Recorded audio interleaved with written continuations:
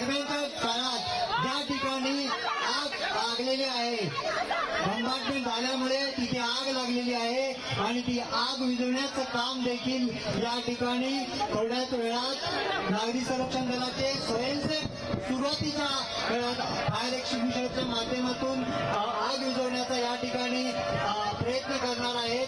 या मैदानाच्या डाव्या साईडला जर आपण बघितलं तर झालेल्या बंबाटमेंटमुळे त्या ठिकाणी आग लागलेली आहे, मोठी अशी आग लागलेली आहे.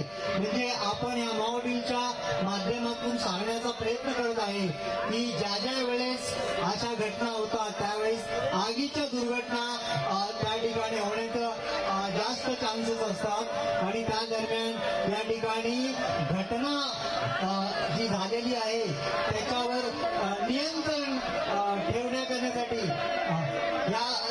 त्या ठिकाणी घटना नियंत्रण अधिकारी, त्याला आयसीओ म्हणतो, त्याचं या ठिकाणी हे झालेलं आहे. आयसीओ त्या ठिकाणी आलेलं आहे.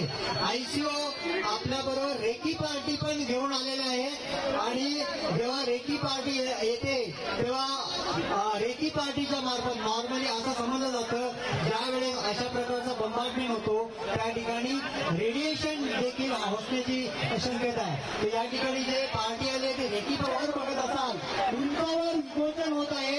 मंचाच्या उजव्या साईडला जर आपण बघितलं तर शैकलच्या सहाय्याने जखमी व्यक्तीला कशा प्रकारे खाली आणलं जातं त्याचं एक अत्यंत चांगलं प्रात्यक्षिक तुम्हाला मंचाच्या उजव्या साईडला जोरदार टाळा यायला काहीतरी वाटला, कारण हे एक देखील स्किल आहे. इमर्जन्सीमध्ये अशा प्रकारे लोकांना उंचावरून खाली आणणं हे देखील एक कला असते.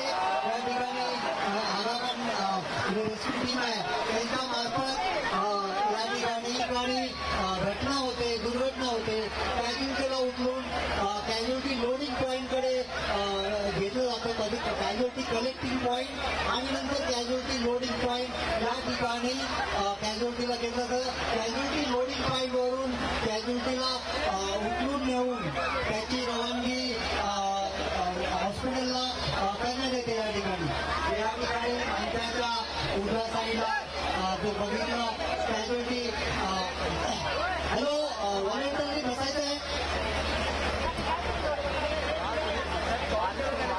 हॅलो मध्ये कोणी उभं राहायचं नाही आहे. या ठिकाणी विविध रेस्क्यू पार्टी आपण जर मंचाच्या समोर बघितलं त्या ठिकाणी शेकरच्या माध्यमातून कॅज्युअल्टीला घेऊन जाण्यासाठी स्वयंसेवक बघत असेल.